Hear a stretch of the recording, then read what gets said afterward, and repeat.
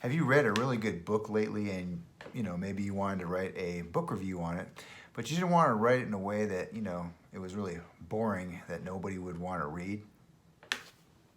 One of the reasons why I created this channel is I really love the craft of writing, whether it's a memoir or a story online in medium.com. I really love to look at a story and really kind of pick it apart and see what makes that story work.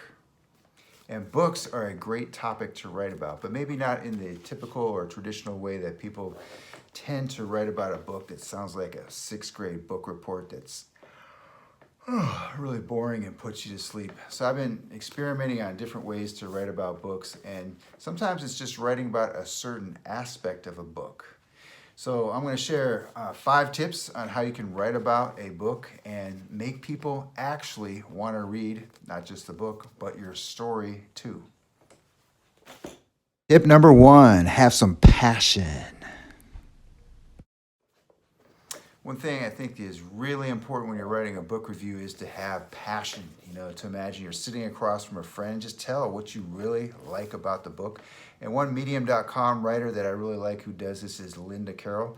She's the editor of the Book Cafe. So if you have books that you've read and you want to write a book review, the Book Cafe is the place to do it on medium.com. And I want to share a quick little excerpt from Linda's book review on The Salt Path, just so you can feel her passion.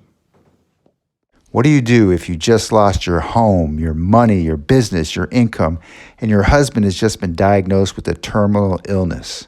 Well, if you're rain or wind, you go for a 673-mile walk. The beginning made me sick, just sick, angry at the world, angry at the court system, the judges, the lawyers, and power trips. I think you could really feel that passion in Linda Carroll's writing, and really it's the passion that the author, Rainer Wynn, is feeling, and Linda's just kind of channeling some of that anger that Rainer's feeling into her review of The Salt Path. Tip number 2, start with a key scene. This tip is really good for making people really want to read your story on a book, and really what you do is you're basically curating a part of the book by choosing a scene that you feel really brings the story to life. And then what I like to do is I like to just tweak it a little bit, try to keep the author's point of view, keep the story in the author's mind. So you're using some of the key lines from the book and paraphrasing and tweaking it slightly. So you're still kind of trying to keep that scene still alive. So you're kind of drawing people into this scene and curating a key scene so people can really get a feel for what the book's about. Great technique. You got to try it out. Let me give you an example right here. One book I used this technique with was John Amaechi's Man in the Middle. John Amaechi is the first NBA player to come out as gay. And I didn't use this strategy right in the beginning of the story, but maybe a third down, I really focused in on one scene where he comes out to his sister at a gay bar. And it's just a phenomenal scene with the details to show his real struggle of getting drunk in the beginning and how different people were interacting with him and how he was responding. So I just felt like the scene itself really captures what the book's about and just made the story about the book a lot better than just kind of, summarizing the book. Tip number 3, write about a theme. One thing I did recently that was a lot of fun, it was a nice writing challenge, was to write 6 stories on one book. So what you do is you read a book and you kind of look back at what you wrote or annotated in the book and you try to find those themes. And if you're a writer for medium.com, what you're trying to do is see how those themes relate to different publications. So, for example, I wrote one for, probably my favorite one was writing how to write about your spouse without wrecking your marriage. I believe that one was for Inspired Writer. And another one was the strangest IEP meeting ever. That was for an education publication. Another one was when she hit the play button on her phone and created a viral video where she really shared some of her own struggles with being a parent of a special needs child. So you can see, just looking back and you see, oh, here's another one, the effect of autism on her marriage. So that's definitely a pattern that I saw in the book and in my own life as a parent of an autistic child. So again, you just look for the different themes and you can write 6 different stories. Tip number 4, write about how the book connects to your life. So I'm actually reading this book, The Salt Path, with 9 other writers on Medium.com. So what happened was I wrote a story on the first scene using my strategy of focusing on one key scene because it was such a great scene. And then I invited other writers to see if they wanted to join me on the Salt Path by reading the book together. And one thing I've noticed that other writers have done really, really well in writing about this book is they write what I would call a hybrid story.